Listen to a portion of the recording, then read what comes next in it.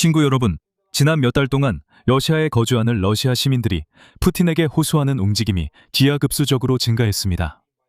제 말은 그들이 영상을 만들면서 블라디미르 블라디미로비치오 시작한다는 뜻입니다. 이것 해라, 저것 해라, 왜 이러냐, 이런 식입니다. 블라디미르 블라디미로비치는 러시아어로 아버지 이름까지 써 존경을 나타내지만 그들은 푸틴을 존경하지 않고 오히려 반대입니다. 여러분을 위해 6개나 7개 정도의 영상을 골라왔는데 점점 상황이 더 심각해집니다. 마지막 영상에서는 이 사람들이 푸틴과 러시아 정부 전체에게 지금 당장 살말하고 요구하고 있습니다. 그들은 전쟁의 종식을 요구합니다. 이 사람들은 중요한 위험한 질문을 합니다. 러시아에서 정유소, 와일드베리 창고 등 여러 사건이 있어 항상 이런 영상을 다룰 시간을 내려 했지만 이제 여러분이 꼭 봐야 한다고 결심했습니다. 그래서 이것은 러시아에 있는 러시아인들이 블라디미르 블라디미로비치 푸틴, 즉 그들의 대통령이자 차례에게 말하는 영상 모음입니다. 우리 모두 함께 봅시다. 요즘 푸틴에게 영상 메시지를 남기는 것이 매우 유행이 되었습니다. 그래서 저도 하나 만들기로 했습니다. 블라디미르 블라디미로비치, 정말 감사합니다. 지금 일어나고 있는 모든 일에 감사드립니다. 저희는 정말 감격하고 있습니다. 끊임없이 일이 벌어집니다. 매일 새로운 일이 일어납니다. 어딘가 불이 나고 어딘가 연기가 나고 물가는 치솟고 있습니다. 매일매일 또 다른 상황에 적응해야 합니다. 삶이 전혀 쉬워지지 않았습니다. 대신 우리는 끊임없이 살아남기 위해 버텨야 한다는 느낌을 받습니다. 하지만 언젠가는 더 쉽게 살 수 있기를, 어쩌면 하루에 6시간만 일할 수 있기를 바랍니다. 물론 그건 당신의 얼굴이 더 이상 텔레비전에 나오지 않을 때나 가능하겠죠? 그래서 다시 한번 정말 감사합니다. 고통받은 모두를 대신해 감사합니다. 당신이 최고예요. 빌루치, 이건 물론 매우 아이러니가 가득한 말이죠. 아이러니하고 풍자적으로 푸틴에게 하는 말이죠. 왜냐하면 푸틴이 한번 텔레비전에서 우리가 흥분을 원한다고 말한 적이 있기 때문입니다. 우리는 지루해지고 싶지 않다고 했죠. 그렇지 않으면 사람들은 매일 밤 지루해질 거라고 했죠. 이제는 모든 게 흥미롭다고요.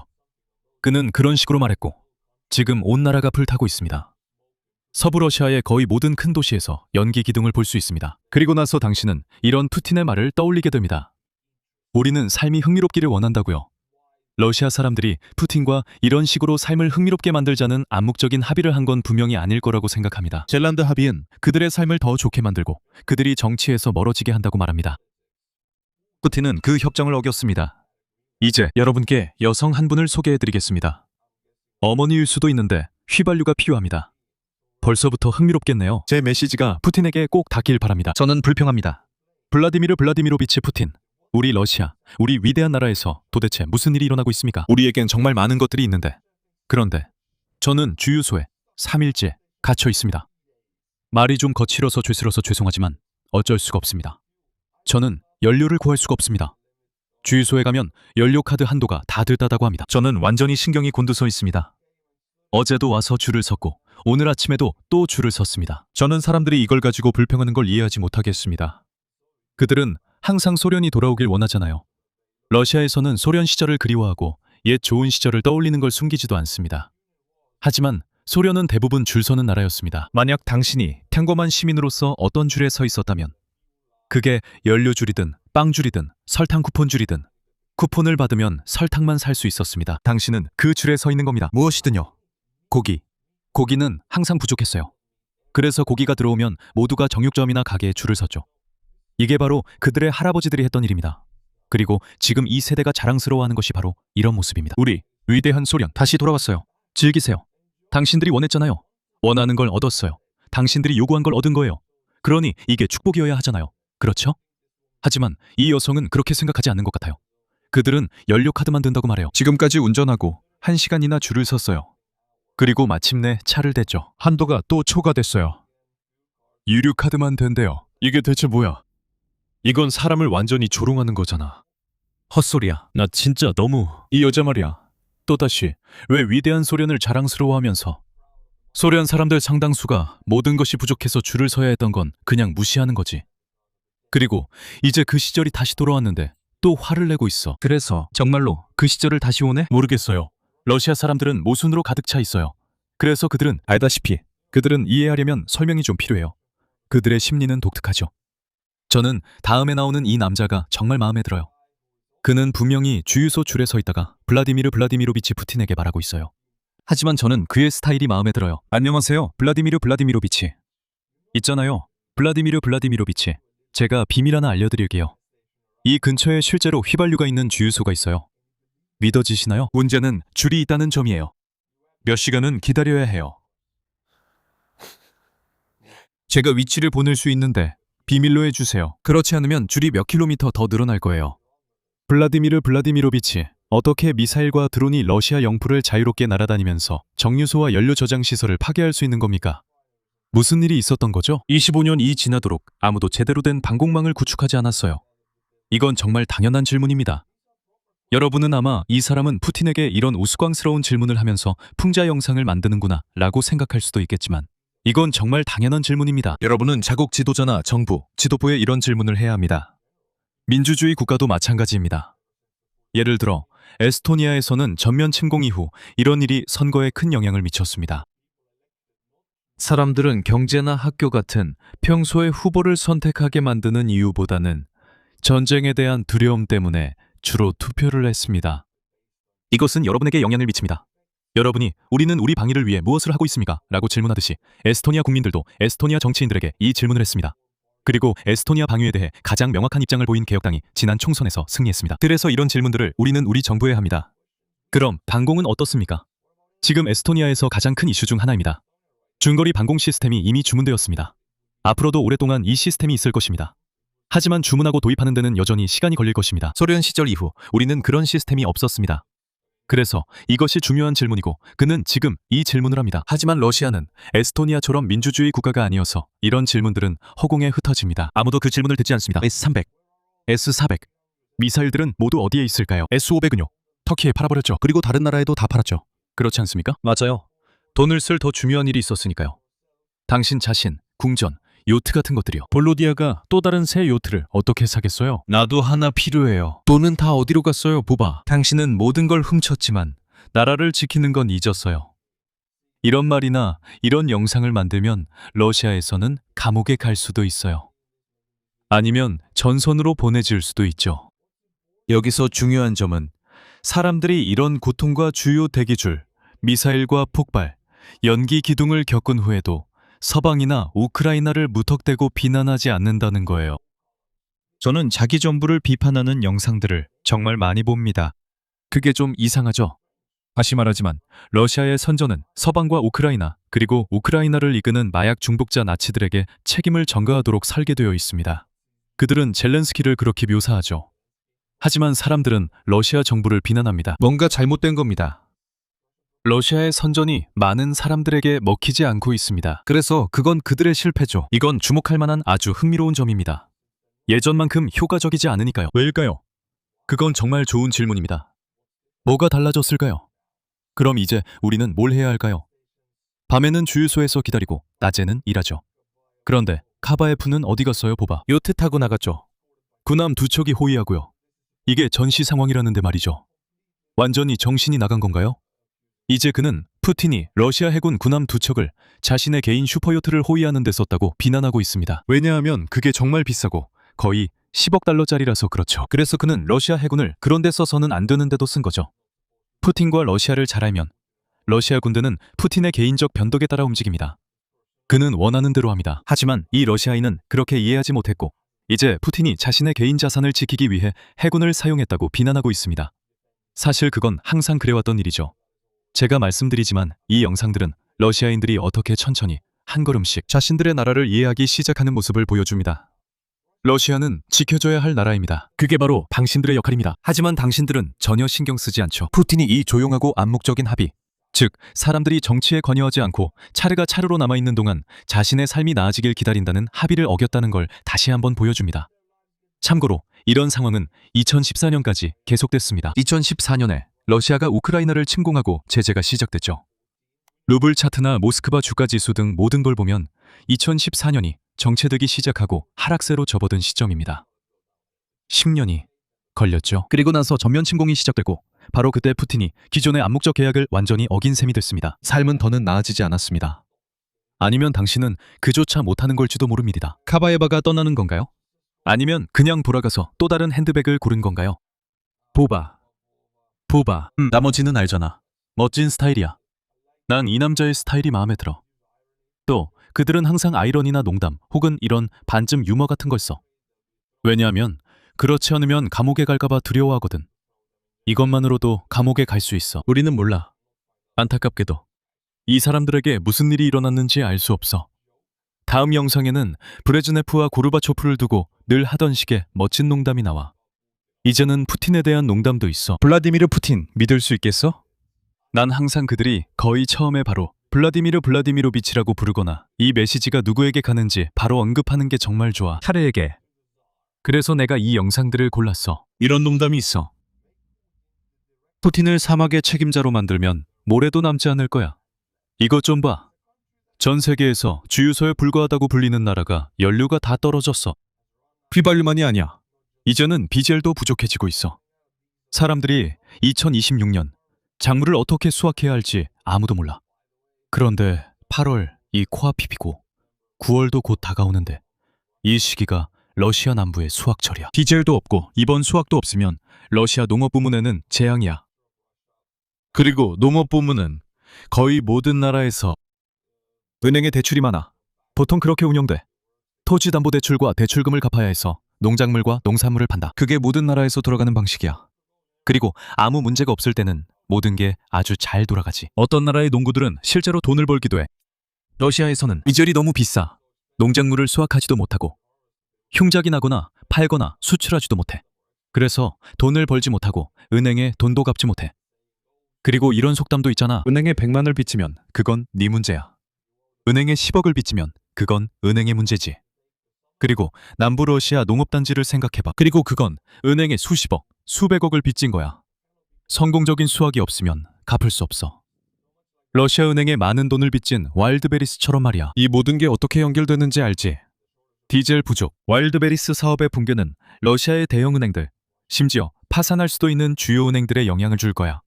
이건 결코 작은 일이 아니야. 이 모든 게 연결되어 있어. 정말 놀라운 상황이지. 그가 떠난 후에는 푸틴에 대해 말하자면 아마도 그가 떠난 후에도 여전히 그를 위대한 지정학적 전략가였다고 쓸 거야. 우크라이나의 영광을. 이 사람은 정말 용감해요. 러시아에서 슬라바 우크라이나라고 말하면 감옥에 갈 거예요. 정말 큰 벌금을 물게 될 거예요. 그래서 정말 용감한 사람이에요. 또한 푸틴이 사라지면 그를 위대한 전략가라고 쓸 거예요. 우리가 그렇게 쓸 거예요. 왜 그런지 아세요? 우리는 노력했으니까요. 유럽연합과 나토 국가들은 수십 년, 여러 세대에 걸쳐 정말 많이 노력했어요. 1970년대, 60년대라고 해봅시다. 그때 핀란드와 스웨덴을 나토에 가입시키려고 시도하기 시작했죠. 우리가 얼마나 노력했을까요? 얼마나 많은 국가 지도자들이 이 지도자들을 나토에 가입시키려고 설득했을까요? 아무도 성공하지 못했습니다. 아무도요. 유럽연합과 나토의 여러 세대의 위대한 지도자들이 이 두 나라를 가입시키려고 노력했어요. 핀란드와 스웨덴을 나토에 가입시키는 데 성공한 사람은 블라디미르 푸틴이었습니다. 그 누구도 아니었죠. 그래서 우리는 그가 위대한 지정학 전략가라고 쓸 겁니다. 오직 우리 편, 승자의 편에서만요. 역사는 승자가 쓰므로 우리가 그 역사를 쓸 것입니다. 이 영상들 대부분은 푸틴의 특정 발언에 대한 반응입니다. 예를 들어 그가 우리 삶엔 자극이 필요하다고 말했을 때처럼요. 펑, 이런 자극을 줘서 고마워요. 이제 이 영상은 블라디미르 푸틴이 러시아 TV에서 이 특정 문장을 말한 것에 대한 반응입니다. 우리는 이 전쟁을 견딜 준비가 되어 있다.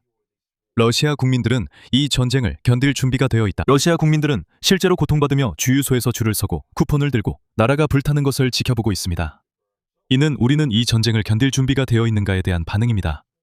러시아 대통령은 우리가 견딜 준비가 되어 있다고 말합니다. 국민들은 견딜 준비가 되어 있습니다. 하지만 우리는 무엇을 견딜 준비가 됐을까요? 우리는 매일 아이들이 죽는 것을 지켜볼 준비가 되었습니까? 이제 그만. 우리는 이미 싸웠고 당신들은 5년간 싸워왔습니다. 무엇을 위해 싸우고 있는 겁니까? 25년 동안입니다. 저는 이 사람들이 적어도 어떤 역사적 기억을 가지고 있다는 점이 정말 좋습니다.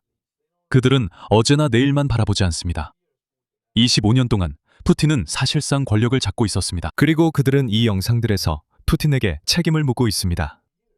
적어도 25년 동안은 당공망을 구축하기에 충분히 긴 시간이었습니다. 이런 상황들이 러시아에서 25년 동안 계속되지 않도록 했어야 했습니다. 이것은 푸틴의 책임이며 그는 그렇게 하지 않았습니다. 저는 그들이 여기서 25년이라는 기간을 언급한 것이 마음에 듭니다.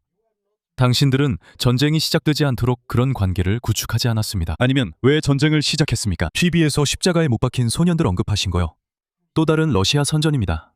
당신은 그 얘기 원하지 않겠죠? 전면 침공이 시작되기 전부터 그들이 돈바스를 폭격하고 있었다고도 아시잖아요. 거의 10년 동안요. 러시아 선전은 한 가지 말을 계속해왔죠. 그들은 돈바스에서 아이들을 폭격하고 있다고요. 우크라이나인이 돈바스에서 아이들을 폭격한다지만 실제로는 러시아인이 그랬죠. 어떻게 돌아가는지 아시잖아요.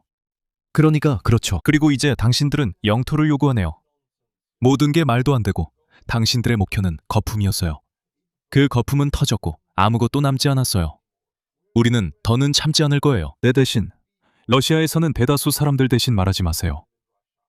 러시아 사람들이 차례에게 그렇게 말할 때 당신은 우리를 대신해서 말할 수 없습니다. 그건 매우 위험한 생각이에요. 이제 사람들이 이 계약을 깨트릴 겁니다. 러시아의 차르 푸틴이 그 계약을 깼어요. 러시아인들의 삶이 더 나아지는 것을 멈췄습니다. 이제 사람들이 이 사실을 깨달았습니다. 그들은 계약을 깨트릴 것입니다. 하지만 그게 무슨 의미일까요? 그것은 사람들이 정치에 참여하게 된다는 뜻입니다.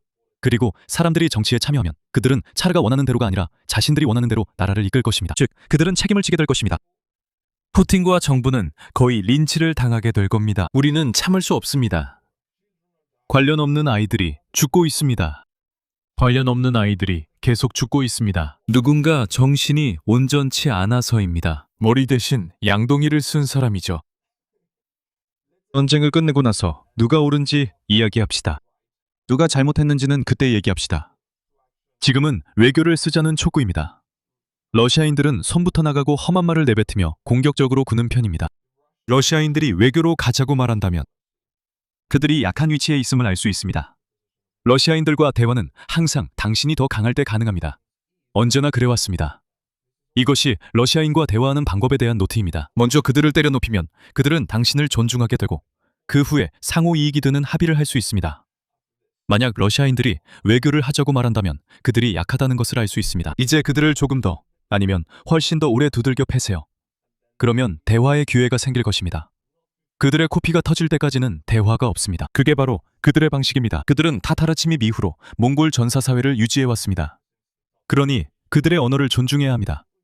그들이 당신을 때리는 동안 대화를 시도한다면 그건 정말 어리석은 일입니다. 유럽연합 지도자들이 뭘 생각하는지 가끔 이해가 안 됩니다. 싸우고 나서 이야기하세요. 그래, 좋아. 이 남자는 대화를 요청하고 전쟁을 멈추자고 하고 있어. 이것은 러시아인들이 어떤 입장에 있는지를 보여줘. 그리고 나는 이 영상들이 더 심해질 거라고 했어. 이전 영상들은 전쟁 중단을 요구했지. 이 남자는 한 걸음 더 나아가거나 아니 여러 걸음 더 나아가. 그는 훨씬 더 무서운 말을 해. 이건 사실 1917년 이 정도 떠오르게 해. 한번 봐봐. 나는 대통령이 사임해야 한다고 생각해. 이것이 러시아 연방 시민으로서의 내 관점이야. 나는 이 모든 일이 벌어진 후에 그 사람이 내면의 용기가 있다면 사임하고 공정한 선거를 치러야 한다고 생각해. 공개적이고 경쟁적인 선거를. 나는 내 나라를 믿어. 많은 사람들이 드미트리, 그를 누가 대신하겠느냐고 말하지만 그가 아니면 누가 하겠어? 나는 내 나라를 믿어. 나는 우리나라에 앞으로도 1억 4천만 명의 국민이 남아있기를 바란다. 우리는 450명의 괜찮은 국회의원을 찾을 수 있어. 왜냐하면 그는 의회 전체, 즉 두마의 사퇴도 요구하거든. 그게 거의 450명이야. 다시 한번, 제가 해야 할 선전이죠. 그렇지 않으면 이 채널을 왜 하겠습니까? 만약 제가 선전을 본다면 그걸 닫아야 합니다. 러시아 통계청, 뭐라고 부르든 로스스타트든 뭐든 간에 그들은 코로나 이후로 오랫동안 공식적으로 인구 데이터를 발표하지 않았습니다. 너무 많은 사람들이 죽어서 더 이상 그 이야기를 하지 않기 시작했죠. 그래서 1억 4천만 명. 이건 20년 전이나 15년 전의 숫자 아닙니까? 러시아 인구는 1억 3천만 명입니다. 1억 2,800만 명이지만 실제로는 훨씬 적습니다. 그렇지 않으면 러시아 통계부서에서 이 정보를 보여줄 텐데 그들은 보여줄 수 없습니다. 2022년 9월 동원령 이후 많은 사람들이 러시아를 떠났습니다. 많은 사람들이 전쟁에서 사망했거나 오랜 기간 동안 러시아를 떠났습니다. 코로나로도 많은 사람들이 사망했습니다. 세상에, 그건 정말 그들에게 너무 안 좋은 일이었어요. 왜냐하면 그들은 정말 그 사망을 엉망으로 만들었으니까요. 네, 1억 4천만 명이 아니라 1억 3천만 명 이하입니다. 그리고 나라를 지금의 상황에서 벗어나게 할 수 있는 제대로 된 대통령 한 명도요. 결국 제대로 된 대통령 한 명이 남았습니다. 사실 이 상황을 만든 것도 바로 그 대통령이었죠. 그래서 러시아 사람들이 이런 걸 물어볼 때마다 항상 좀 이상하게 느껴집니다. 그들은 자유선거를 요구하죠. 하지만 곰곰이 생각해보면 선거는 꽤나 공개적으로 치러집니다. 공정한 민주사회가 어떻게 작동할 수 있을까요? 선거 부스를 군인들이 지킨다고 해서 공개적인 건 아니죠. 그렇지 않습니다. 사람들은 여전히 가장 제국적인 모습을 한 황제를 뽑을 겁니다. 왜냐하면 그들은 이런 사고방식을 가지고 있기 때문이죠. 이런 사고방식에는 오직 한 종류의 남자만이 어울립니다. 바로 차르입니다. 당신은 시민사회를 요구하는 것입니다. 이것은 총구로 관여할 수 없습니다. 제대로 된 사람이 되세요. 사람 한 명 한 명에게서, 모든 가정에서 시작됩니다. 러시아에서 이것은 여러 세대에 걸쳐 이루어질 것이며 시민사회를 원한다면 직접 만들어야 합니다. 그리고 그것은 매우 느리고 고통스러운 과정입니다. 유럽연합에서도 이런 일이 있었습니다. 역사를 보면 우리가 이 자리에 있는 것은 수천 년간 이 대륙에서 싸워온 결과이며 그 모든 과정을 겪으며 자연스럽게 여기까지 왔습니다. 사람은 실수에서 배웁니다. 러시아, 모스크바는 우리가 유럽에서 위대한 왕국들을 가지고 있었을 때 어촌마을이었습니다. 그들은 아직 그 단계에 도달하지 못했습니다. 그들의 국민들도 아직 그 단계에 도달하지 못했습니다. 그들은 자신들의 차례를 원합니다. 그들은 아직 시민사회가 되거나 제대로 된 인간이 되기를 원하지 않습니다. 언젠가는 그 시간이 올 수도 있지만 아주 오랜 시간이 걸릴 것입니다. 많은 고통이 따를 것입니다. 그들은 해결해야 할 일들이 많고 극복해야 할 일들도 많습니다. 공정한 선거와 제대로 작동하는 민주주의를 가지려면 제대로 된 인간들이 자신과 나라에 대한 책임을 지는 것이 중요합니다. 이건 말은 쉽습니다. 가르치기는 거의 불가능합니다. 분명히 총을 들이대고 가르칠 수는 없습니다. 그것은 가정에서부터 시작되는 가치관입니다. 러시아에는 그런 것이 없습니다. 그렇다면 어떻게 제대로 된 민주사회에서 공정한 선거를 할 수 있겠습니까? 가정에서부터, 아이의 성장 과정에서부터 가치관을 바꾸지 않는 한 그것은 불가능합니다. 그걸 어떻게 바꿀 수 있을까요? 이 질문은 너무 어려워 저는 답하지 않겠습니다. 전 세계적으로 어려운 문제입니다. 여러분이 댓글로 답해보세요. 우리에겐 변화와 자유선거가 필요하다고 말하는 것은 결코 쉽지 않습니다. 여러분은 유럽식 시민사회를 요구하고 있습니다. 러시아 모든 가정을 어떻게 바꿀 수 있을까요? 불가능합니다. 여러분, 바이미어 커피에 새로운 이름이 추가됐어요. 이분이 가족이 되어 정말 자랑스럽습니다. 피터 코르넬리우스, 가입과 후원 정말 감사합니다. 채널이 마음에 드시면 가입하고 커피 한 잔 사주세요. 멤버가 되시면 여러분 이름을 엉망으로 발음하겠습니다. 다음 영상에서 만나요. 다음 영상도 평소처럼 폭발과 연기 기둥이 나올 겁니다. 꼭 다시 찾아와 주세요. 안녕히 계세요.